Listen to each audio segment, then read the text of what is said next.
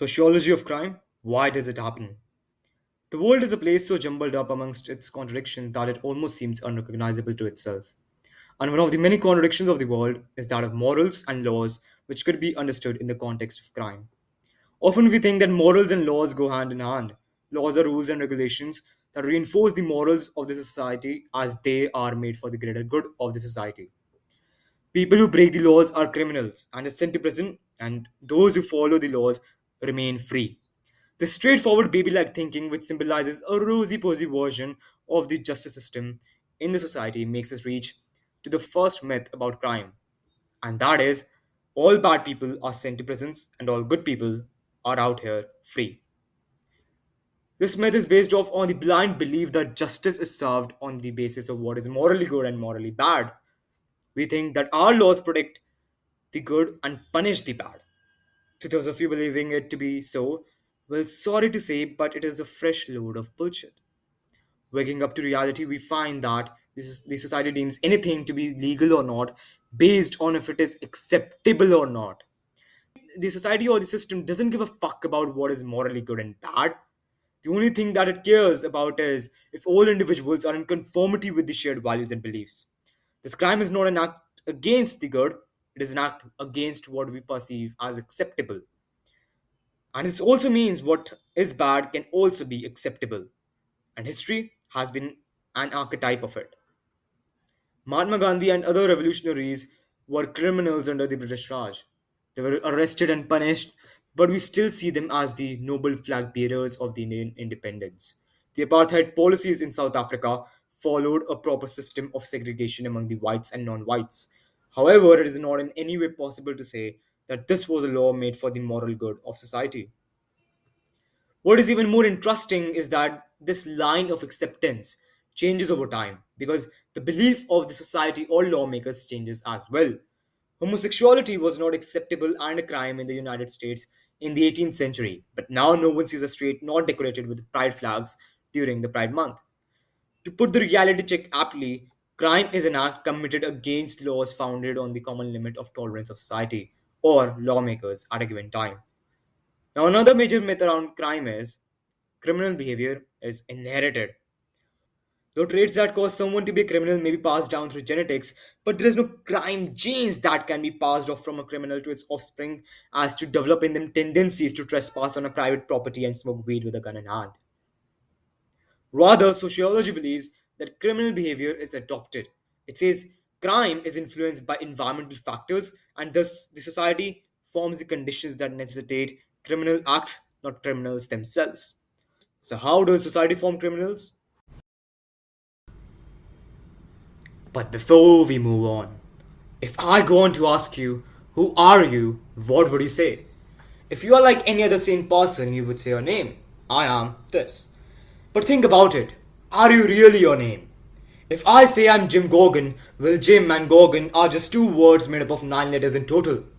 If I say I'm this physical structure I see in the mirror every morning, but I'm not my body, it is just a well organized flesh arranged on a skeleton. I do not refer to it as am hand, am eyes, am brain, or am body called sick this morning. I say it is my body, my hand, my brain. If I say I'm a male, that's just another way of identifying my biological features. If I say I'm my age is just a number. And the same thing applies to you as well. You are not your name, you are not your body, you are not your age, you are not your gender. If someone makes a clone of you and gives it your name, would it be you? No, right?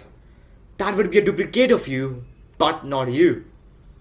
So we may even go further asking, what are you? And if you are not what you supposed you were, are you even anything?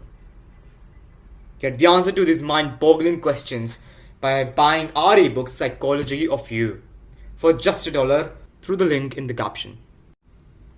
So now, let's get started.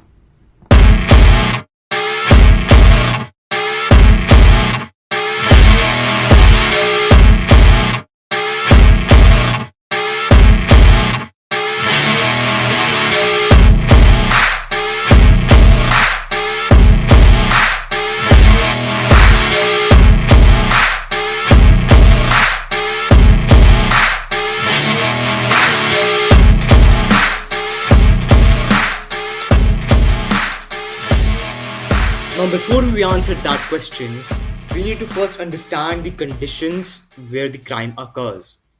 Now, Emile Durkheim, who is a famous sociologist, labeled the environment of crime or deviance as anomie. And anomie is referred to as the disintegration of norms that were previously upholding the society together. So it could be seen as a transition period between the breaking down of old norms and rising of new ones.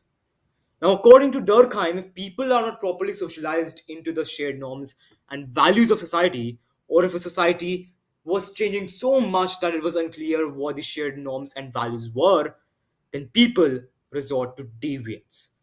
Now, what is important to understand here that deviance does not directly refer to crime. Deviance in simple terms means non-accordance with society or acts against social conformity. Vegans can be referred to as deviants who defy the social norm or belief to consume animal products. So are liberals in a conservative society or rude people in a nice world. Now, crime is only a form of deviance, one prohibited by the formal rules and regulations.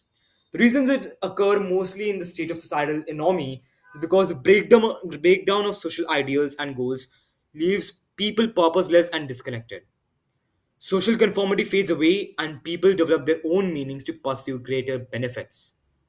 So that is why you would notice that during times of crisis and wars, in statistics, we see a spike in crime rate because the cost of remaining in the current state of disassociation with the society exceeds the cost of pursuing benefits by breaking the law. So why does crime still exist even today when we are not facing an anomaly due to a war or crisis or a famine or a plague?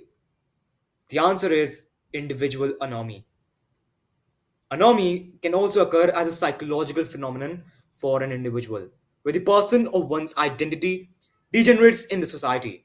A person may be brought to such a state by poverty, for example, where they face a dilemma with the lack of resources and they just simply do not care about social conformity. Similarly, a financial crisis can be a motivating factor to commit a massive fraud or scams. Thus, people take the path of deviance or crime in a state of anomy to make themselves important.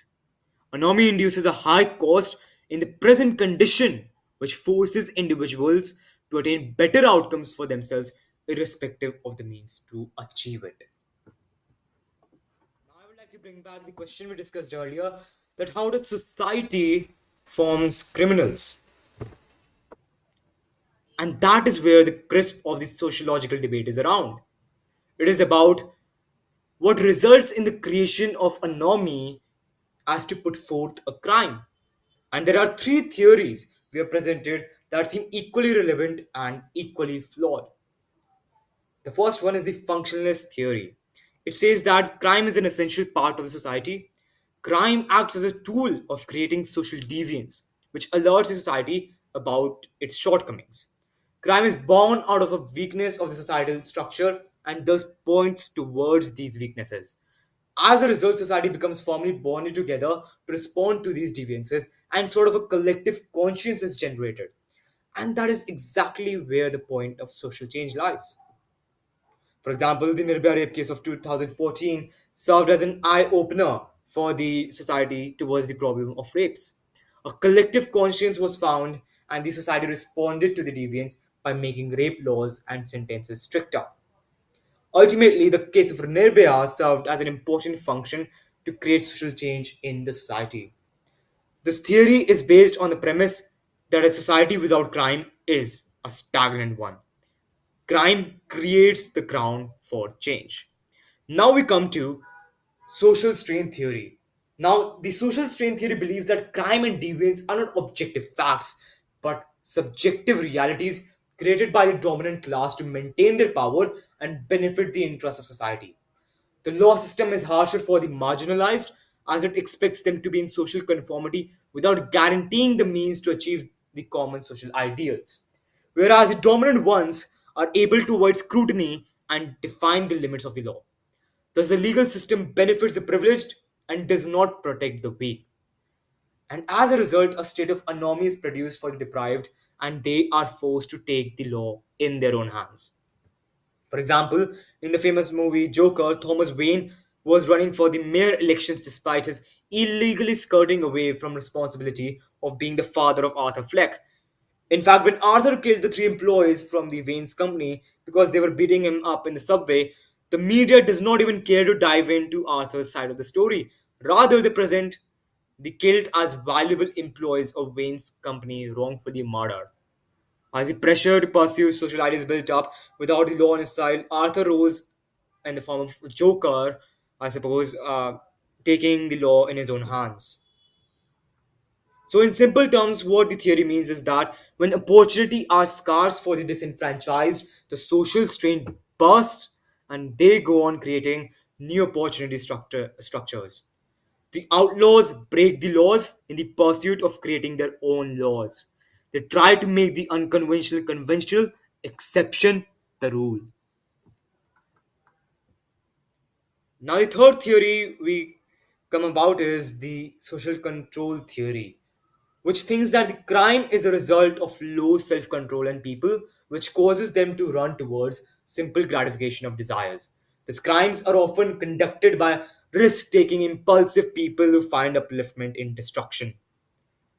And the reason they have such a low self control is because they are not well socially integrated. The theory suggests that there are inner and outer controls which dissuade normal people from deviant tendencies which are indoctrinated via the social bonds. Because the social bonds make people conform to expectations of those around them, rules of religion, commitments to the community, and involvement. For example, if we take incels who isolate themselves and become hostile to women, in the recent times we have seen them generate criminal tendencies, and there was a famous case recently of Elliot Redger.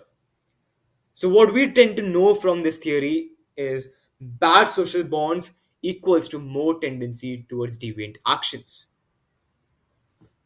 And as compelling as theories might be, they still do not cover all aspects of crime and are not always true. The functionalist theory does not take into account that social change is not brought by the crime itself, but the interpretation given to it. So, if media interprets crime by sensationalizing it, suppressing it, the crime would not bring about the social change. And there can be other forms of deviance that could bring about a social change too, not just crime. It could be movements, protests, and whatnot. Similarly, the social strain theory, though it addresses crimes born out of inequality, it does not give an explanation for crimes born out of passion, like serial killings or rapes. And the social control theory cannot be the only reason for criminal actions. Otherwise, every loner atheist in an apartment would be a deviant, right? Hence, these three theories are not valid all the times because not all crimes have the same factors and the same motivations. The reality is rather an amalgam of these theories than an archetype of them. However, what is valid about the crime is the solution to it. So let's see how society can tackle the problem of crime efficiently and effectively.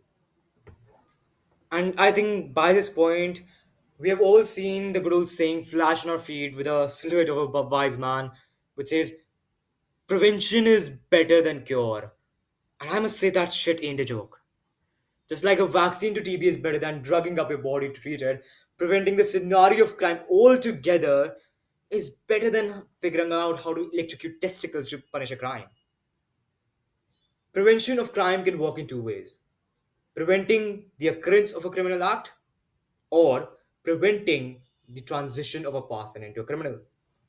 Now, preventing the occurrence of a criminal act is quite simple, and we kind of see it in our daily lives, existing in the form of surveillance, security, policing, protection, barricading, profiling, etc. However, these methods of preventing the probability of crime can also backfire if they begin to impact the normal citizens as well. For example, ethnic profiling, though attempts to shortlist criminals based on the criminal rates of particular ethnicities, it puts the innocents at the risk of facing racism and invasion of rights. A curfew during a riot is not just a loss for the perpetrators, but also for the ones involved in it. But also for the ones not involved in it. Pardon. Thus, to facilitate the prevention of a criminal act, it is just not a viable solution. to putting a cap on the problem of crime. So, what is a better solution? Well, it is preventing the transition of a person to a criminal in the first place.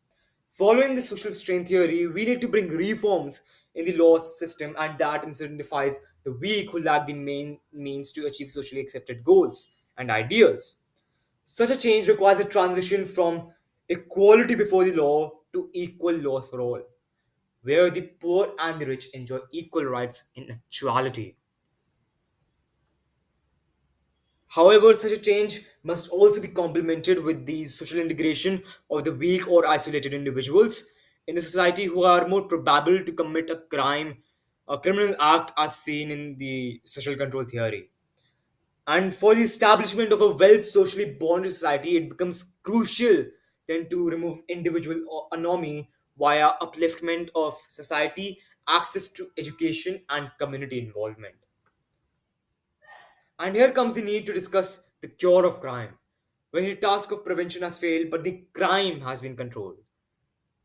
The catch about the cure of crime is that there is just no one cure for crime. There are different cures for different crimes. And their validity depends on the purpose of punishment, which are subjective to the one making a judgment. Thus, instead of listing out what the different purposes of punishments are and creating a recommendation list for which one to use when, while still not being an expert on this topic, I would rather protest that its sole motive to punish any crime must be to prevent the occurrence of a similar crime in the future. Thus, the actual cure to disease of crime is to create another prevention.